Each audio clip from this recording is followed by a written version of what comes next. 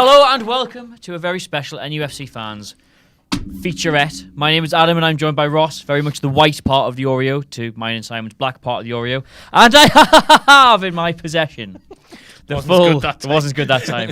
You can cut back to it in the edit. I have in my possession the full transcript of Michael James Ashley's... Michael Wallace Ashley's... Michael James Wallace. Michael James Wallet Ashley's Sky Sports interview about the great football club of Newcastle United.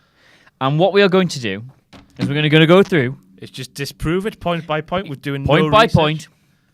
Fair warning, I've not read this yet, so it's all going to come as a surprise to me. But you two are at least It's loosely. not, but... I mean, Okay. I've seen the programme, not read the transcript. It's the same thing, isn't it? Brace yourself. Heard it, That's not read exactly it. what a transcript is. Should I do a voice? Listening. Should I do a voice? Nah. Oh, okay. Just ignore the bits from Craigie. Well, we'll start Sky Sports.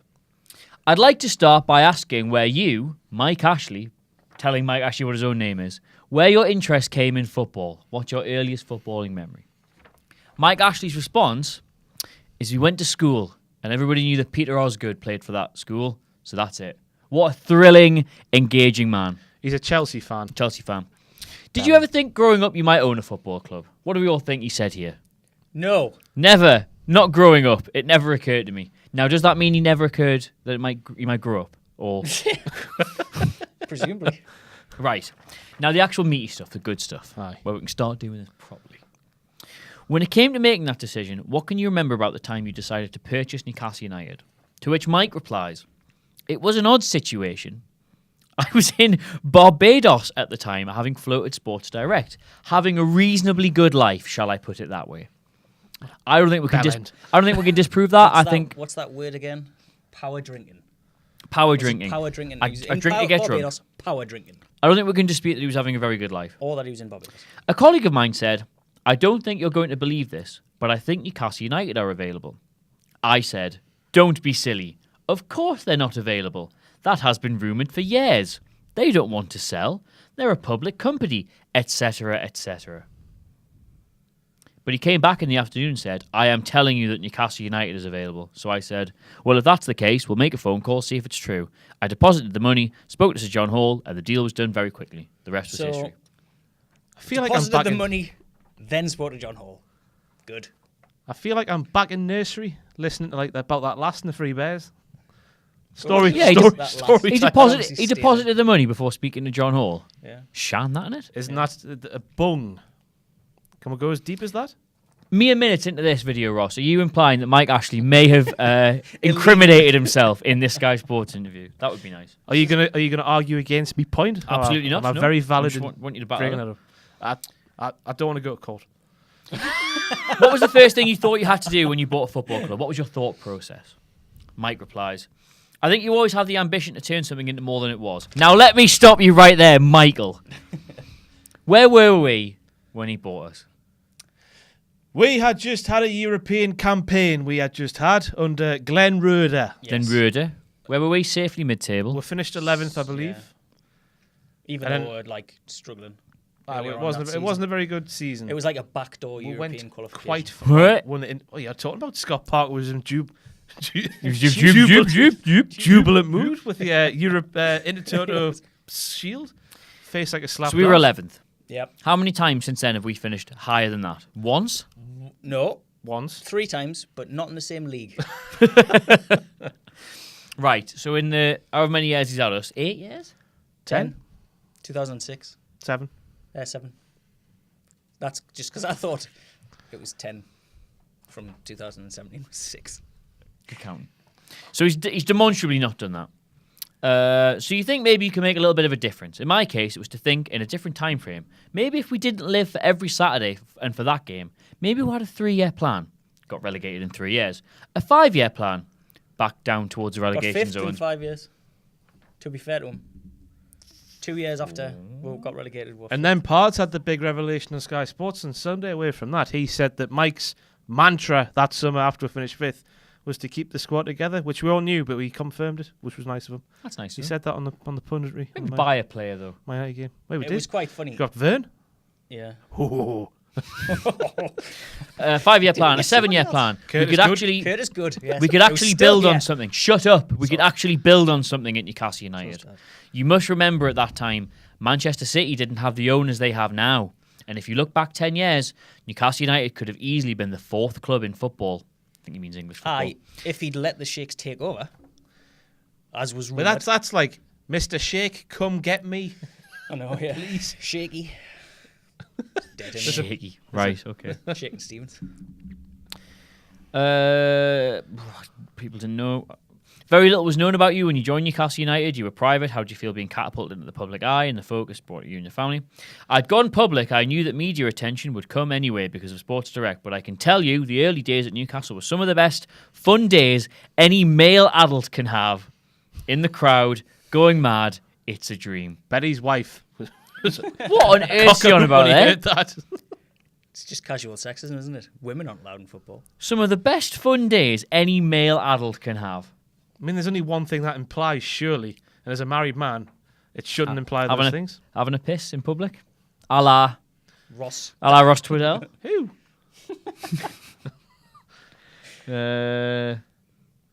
No, Dan doing a striptease. Oh, Doing his, he was doing he did do a striptease, yeah, in his striptease. parties. You can't play, but you end up owning something like Newcastle United. You can't make it up, really. How many owners played, apart from when they're the front of a consortium? Sheikh Mansour didn't play football. Bill Yeah, I mean, I Kenwright don't know. played a character on Coronation He Street. did. Hey. Cheeky. What are you doing? Good radio. This. You really captivated the Shame it's on Newcastle video. support. You travelled on the buses to games, you were in the crowd, wearing your shirt. Just how much did you enjoy I that? don't think he travelled on the buses to games, did he? He travelled on a bus to a game. His own get bus. him. by No, himself. he travelled on Oh, a here we supporters go. bus, one supporters Here we bus. go. Here's the real Frost versus Nixon question. Was that better than being sat in the boardroom?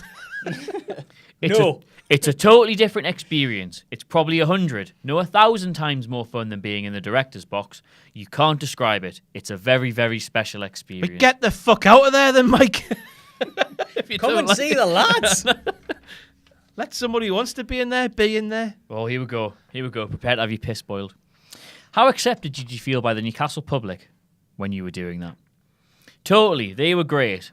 They weren't actually great when we went 1-0 down, but up until that point, they were generally great because they thought we were going to win 3-0. At 1-0 down, they might get a bit unfriendly saying, "What are you going to do? This isn't good enough. You've got to do something." But that whole ecstasy, from extreme joy to extreme pain, I can't stop looking at your face here. That's football. That's what makes it so exciting. So Luckily, I've forgotten most of this interview, so it's all what coming happened back was to me. Mike was sat with all the deluded Geordies who, in fact, the only game I ever saw him pictured at was Arsenal away. When he necked the fake beer. I'm almost certain that's the game that he's talking I about. remember there's the pictures they used on the show was him at Spurs. He was giving a He listen. did the Spurs. Did the Spurs. So he was sat, in his mind, people who thought they were going to win 3-0 and started taking it out on him, the owner, when they went 1-0 down. I'm going to play my first "That's Bullshit, Mike" card. Yeah. I don't think that happened. Ross? Was it? I think we're well within my right if we go 1-0 down to go, "Hello, Mike." This The isn't- person who this is is- in control I know of the all of person who this. could. While a transfer window would have been open, no less. I know Let us why. not Yeah. forget. While we hadn't signed any. Oh no, 07. Oh God, what a big Colaccini. summer didn't we? That was 08. That Oh. Smith, Viduka. Oh yeah. Right, Jeremy. Here we go. There were obviously times during Big summer. Name them three. Barton. There were obviously times during your 10 years where you and the Newcastle fans had different opinions. All of them. All 10. Twice you said you were putting the club up for sale because you felt they perhaps didn't appreciate what you do. What was your thought process there? Did it hurt you personally that you were perhaps being driven out of the club? Like Podgy Any was. predictions for the answer to this one, by the way? Something we disagree with. It's not that we didn't share the same beliefs for the club, what we wanted for the club. But at that point, with the media and everything else, I just felt it was more negative for the football club if I was there. So the best thing for the football club was for me to stand aside.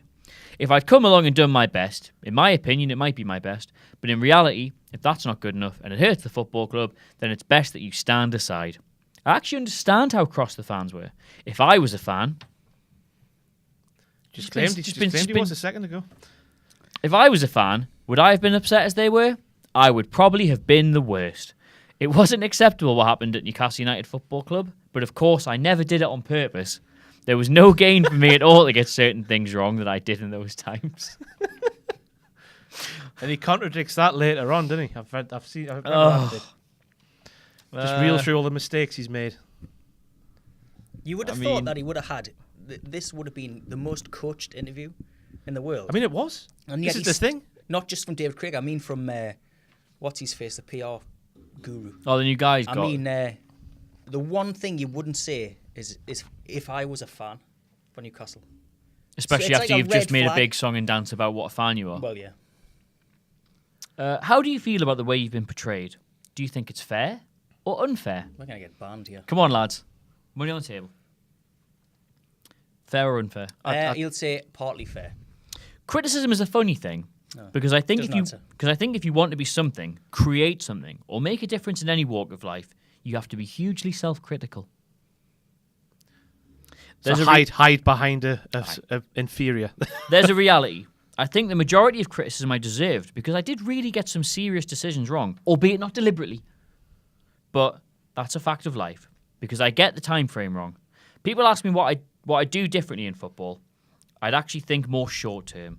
I wouldn't try building something for 5-10 years' time when in actual fact the landscape has completely changed. Therefore, your medium or long term views never come into play because it's changed too much by the time you get there. But That is absolutely he didn't do incredible ability to not answer that question. He didn't do anything in those first 2 years that looked like a long-term plan beyond 1 year, let alone 5. He signed fucking Jeremy. Made him count. Mark Six Viduka was like Viduka? 34. 80 grand or something. He put Jeremy on, wasn't it? I know you can say that the manager's to blame for that, and he could have done that, but he's clearly saying here, this was my 5-year plan, and it didn't work. But he didn't have one. He didn't do anything. If that was his plan, then too right it went wrong. What type of... I'm bracing yourselves for this. What type of owner would you describe yourself as? Now, before we get to Mike's answer, what type of owner would you two describe him as? Too visible. I don't think you can bring his size into it. Has he got a Greg's loyalty card as well? Incompetent, I would say. I think Not fit for if purpose. if he wasn't as visible, it wouldn't be an issue of him being competent because he shouldn't be anywhere near. It doesn't help that he's one of the country's most famous businessmen, does it? Anyway. I think he's only And a one of the notorious slave worker. Slave Allegedly. driver. Yeah. Very naive in the beginning. In the middle, I thought I was just about beginning to get my arms around it a little bit. We had a manager on an 8-year contract, in brackets Alan Pardew, just in case you'd forgotten. We had the finance right. We were talking about investing in the training ground, in the academy. We had a strategy, buying the better young talent that's available and developing. That was around 2013, 2014. But we bought nobody with 3 windows, whatever it was. I thought we were getting along quite well, and then within 18 months, the wheels have come off. Like a game of snakes and ladders. on wheels. And we went from square 98 all the way down to about square 92. That's not very far. Bearing is it? in mind we that- definitely went further than 92. What is it? At the end of the 12-13 season, Pards had a horrible run and were just about to escape relegation. And the 13-14 season, albeit we finished 10th, the second half of that season, that's when Pards was nothing folk. We didn't win a game for like 6 months. Yeah. And then you put John Carver in charge. He has a weird game of That snakes thing and about ladders, him. the signing players, though, we were famed for not getting a permanent deal in for 3 windows. We signed one Luke kid. de Jong Well, no, we signed one kid, or Kemen. and he's gone now. Aye, Yeah, aye. Oliver Keeman. Honest opinion, what's better? The wheels have come off like a game of snakes and ladders, or I'm not Obi-Wan Kenobi in charge of the Death Star? Oh, the Death Star still got it, I think. Oh, bear in Well, mind, that can one's like- I just pull that comment out, by the way? I'm not Obi-Wan Kenobi in charge of the Death Star. Do you think I really have a say in what goes on at Newcastle United? Now he's doing an interview, sit-down interview with Sky Sports To say about what he is. how he runs Newcastle United. And he'll go on to say how much he enjoyed it more when Now, he had his finger It in would the be pie. churlish of me to point out that in a previous court case, the judge called him a liar. Yes.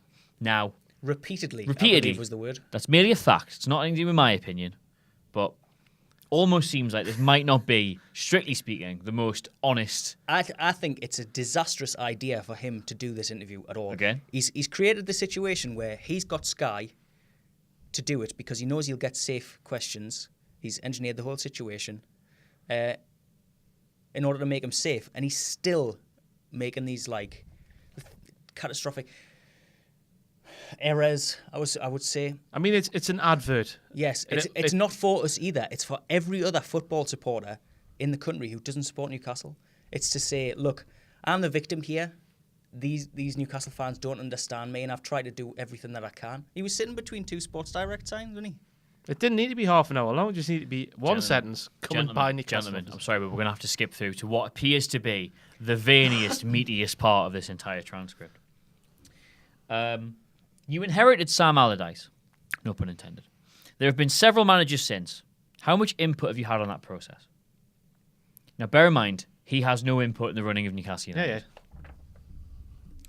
Well, it depends with the manager. With Sam, I apologised to him. I was too hasty. Probably a little bit too eager to get started myself. With some of the others, I did have a big input as to who we brought in.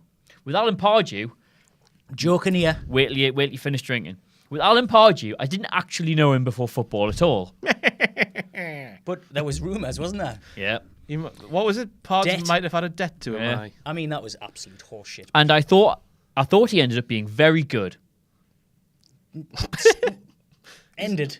Did he? For a year and a half, he was all right. I thought I was very unfair to Chris Hughton, who got us promoted. I don't think I gave him enough time. Then, of course, you've got the Joe Kinnear era, Alan Shearer, Kevin Keegan. Two of the names you pointed out there, club legends, they're playing career, Shearer and Keegan. Was it the right thing to do to appoint them in terms of the dream? But in reality, the expectation was too great. There's that word again. Fucking Our fault again. Craigie. Personally, I don't think for either of these individuals it was too much for them. Alan Shearer came in at a time when he was probably the only person on this planet who could keep Newcastle up. He did an absolutely fantastic job and everything else, but the odd result not going as well. I think Mourinho and Ancelotti might have as well. It was a hair's I breadth. absolutely love Kevin Keegan, right? Uh-huh. Sorry, Alan Shearer. I love Kevin Keegan as well. But he didn't do a fantastic job, did he? That is the opposite of what he did. I mean, he won one game, didn't he? Yes. In Right, 9. yeah. He did not do anything good. He galvanised, that's for sure. Not very well. I mean, the fans and everything. But you could have brought in Terry Mack to do that. Mike Ashley doesn't make any of the major decisions at Newcastle United. I was the man who said, let's go for the safer pair of hands in the Championship with Chris Hughton. Why? This is because didn't Shearer had no experience at managing a Championship level because Chris Hughton 7 promotions. To be fair to Shearer, he had 9 more games experience than Chris Hughton did. No. Hughton had a few at the start of the season, He's didn't been he? caretaker for us. Because Shea Given was on Sunday Supplement or something this week, and Soccer Sunday or fucking I don't know what it's called, and they listed Steve Hughton. Fucking didn't talk to me. Just Chris put Hughton. me out. Chris Hughton as one of his managers, even though it was like one game. It wasn't easy for Kevin at the football club. We didn't have that structure around that we should have had to support him. No, we had Dennis Wise, with the Tony signings Jimenez. and everything else. Fucking idiots. And I will take responsibility for that. So, Kevin, I apologise for that. That's got nothing to do with the court case and the millions he had to pay. Is this go. libelous? Here we go. I don't Here know. we go. You It sitting might down? be. It might just be us that watches it. You're all sitting down. To the people outside who read about you, those who've met you, say you're a very successful and wealthy man. Do people overestimate your wealth when they've read how much you are worth? Oh, what a dickhead. It's very, very difficult to get the scale in football. You can say to me I'm wealthy. In theory, I'm a billionaire or a multi-billionaire. But in reality... I don't know which one. In reality, my I know, wealth he is in doesn't even Sports know. Direct shares, which are the same as wallpaper.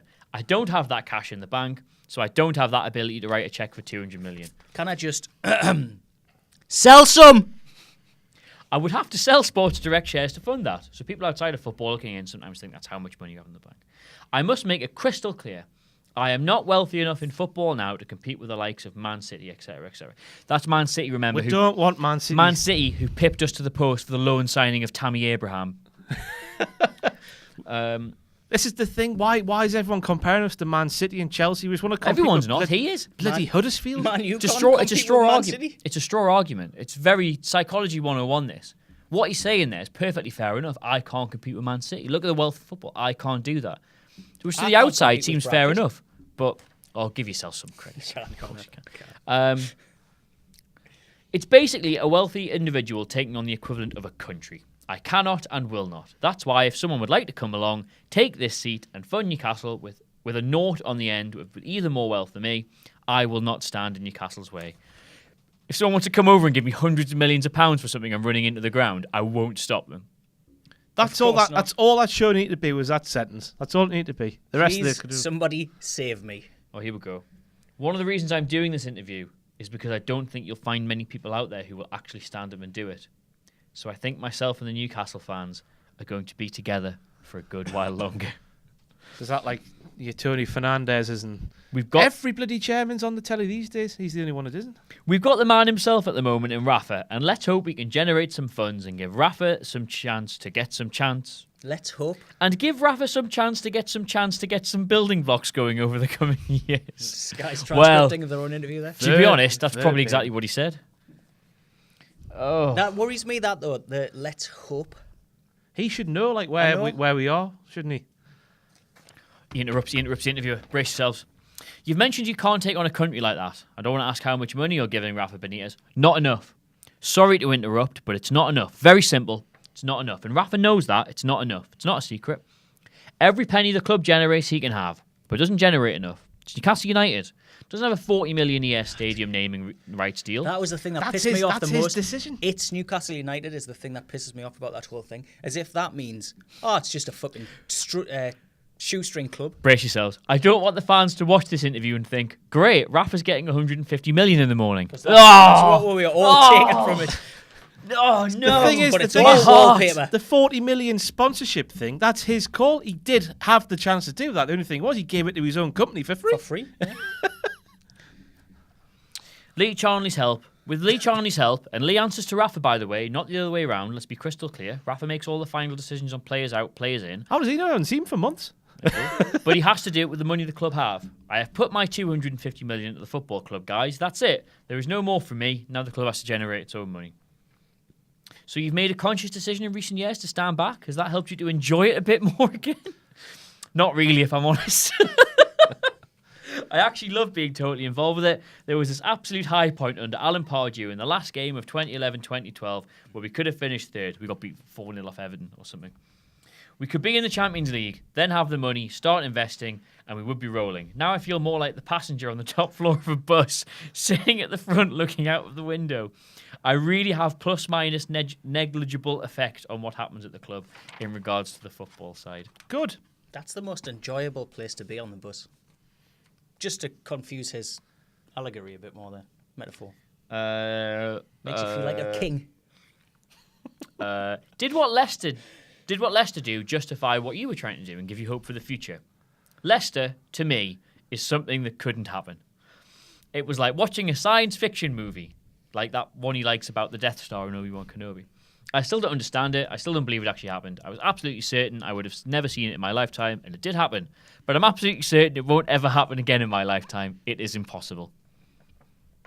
Great. To be fair to him, he's correct. The question is absolute bollocks because there was no model there that would have been transferable. Okay. It was play 4-4-2. Last question. And I'm going to ask your immediate thoughts. You mentioned you and the Newcastle fans might be together for a while yet. That's us, guys. That's the three of us. What do you think can Literally. happen in that time? And what do you think can make that happen? My dream is from I have a dream. is from the bottom up. See, you have got something in common. I want to start with the academy. I want to be That's able, libelous. I want to be able to produce Andy Carroll's, who he sold for. And did Did not reinvest. Yep. I look at Southampton and their And academy. hang on, just on that point, Lewis Gibson, under 17, Yeah, let him England go. captain, 6 million. Let him Gone. go. There's your next Andy Carroll goal. I look at Southampton and their academy, and I think that could be done. Not like Leicester. As I said, I don't believe that could happen again. But Southampton. Very clever of him there, because obviously him saying that he wants to invest in the academy is going to lead to all of us thinking we're going to win the league next year. Not with Peter But with Southampton, the academy, bringing them through and making it a priority for the football club. This would be my dream, to say to people, we always put in an academy player, a mantra for the club, that we would give academy players the first This opportunity to get in. explains why Paul Dummett's playing. It's got to be. Maybe this year we could look for mid-table and maybe make the cups a priority. Get ourselves safe, then go for a cup. Does he know that the cups start in January? They don't. League Cup starts well before January. Yeah. Well, you're still never safe We'll by be out of January, are you? it. No. League Cup was at February, March, and the FA Cup starts in January. Are we going to be safe? And then go, God. steady on. Hello. I thought you got a shock. Get ourselves safe and go for a cup. Either cup. He's Either the cup. How can he say that after this summer? Mid-table and a run in the cups? Deluded is the word that comes to mind there. And the last word. I think we'll finish mid-table, honestly. Well, The I last think we're word. a bit lower than that. The last word from Michael James, Simon Gallagher, Wallace Ashley. The dream would always be qualifying for the Champions League. That's what it is for me. Simple. And how do you get there, Michael? Oh, well, not by You Leicester. That's impossible. You don't invest any money. By doing everything the exact opposite the way you've done it so far. So what we can read from this, based on his opinions on where the club is financially and what he believes in Leicester, is you don't get to the Champions League by investing money, but you also can't get to the Champions League by not investing money. Completely by accident is the only way we can No, get it's there. impossible. It's impossible. Yeah. It has to be a freak that won't happen. Yeah, not if we invest money and To not be if we fair, don't we- invest It's money. simple. That's what we he wants. finished fifth that way. Like, Yeah, that's true. we didn't know that Kabay was a dreamboat, etc., etc. Well, we looked out that year. We got bar for nothing because everyone thought his knee would explode and it didn't. Nobody really rated Kabay as highly as he was. Leon Arthur was coming back Best from a was broken written leg. off. Ben Arthur was deemed too much of a problem child to ever do anything with No, his he career. got a And he was broken leg. absolutely Jimmy got a broken Perch leg, hadn't that's come why out of he his was a thing. cocoon yet. Remember, we signed Ben Arthur when on he was loan. napped. No, we got him on loan and then we Permanently, napped he him. still had a broken leg Aye. when we signed him. Bit of a fluke. The reason we got to fifth is because we played 4-3-3. Well, effectively 4-3-3 anyway. We did. With Jonas Gutierrez as the water-carrying Yeah. centre midfielder. Never thought I'd see the day. So it wasn't by accident, I don't think. We had a settled team, good formation, good Do tactics. you notice that in there, he apologised to almost every manager apart from Alan Pardew. He said, I thought he ended well, but he never apologised. No, should he apologise to Pards Well, because he didn't Give fire him him. an 8-year contract. exactly gave him an 8-year contract and he had the right to fire him for a good 18 months before he eventually Didn't left. bother. He gave Pardew the best job Pardew was ever going to get in management. Let's not forget. He was at Charlton. He got sacked from Southampton, who were in League One when we got him. There are lots of follow-up questions that should be in that. Like, there should have been a second interview with somebody who wasn't David Craig. For instance, if he says the club can or Rafa can have every penny that the club generates, you have to say, How right, much is that? all of these season tickets have come in. That is not money you have to wait till next season for, like the ticket sale. The Sky sales are. Well, some of them are because they've got plans, haven't they, all season. Yeah, but surely it should be allocated where you get that season tickets. So you don't wait for the plans to. Still, how much money's generated through those? Well, that was supposed to be what 40. Was that 40 odd thousand? We've spent 30, keep in mind, and Yeah. sold nobody. But he must have wiped out the money from last year. Like when he's saying it's from generation, we all thought that meant that includes the surplus that he had last season. It obviously doesn't. Do you think they've used that Sissoko 30 million just to basically give us a free hit of the wages last They haven't season? got it yet, have they? It's in instalments. Isn't Oh, it? that's It's 5 million. Is it actually? I thought it was something Spurs fans were just making up. No, I thought. No, they made up the fact that if he went, I we would- then didn't have to- didn't get the rest of the money because Exactly, that yeah. fucking bunch of heather bars. But no, I just think there's a big financial gap. I mean, I don't know anything about finances or anything like that, but it Nah, just we can see how you seems. dress. It just seems that's two. Come on, pick yourself up. I forgot what I was going to fucking say now. You don't know anything about financials? No, that's a given. No, is it? Oh yes, I think when he says he can use all of the money that he generates, he means on wages and fucking. Well, the club have always Dinner and notoriously been like, they look at the whole package of a player. It's why they were willing to give Marvo that much money because with no transfer fee, it still represented quite a decent outlay. I used to like him. Did you? Oh, he's dead. He's though. alright for that half season, wasn't I thought he was tidy. Well, he's gone now, Simon. He's never coming back. Yes. Why has he done this? It's an advert for someone to come and buy the club off him. Is it though? I think it has to be. Is it a particularly good advert though? Because he It's when he basically says says we don't generate enough money. nobody- He does run the club down quite a But lot. somebody else could with their own.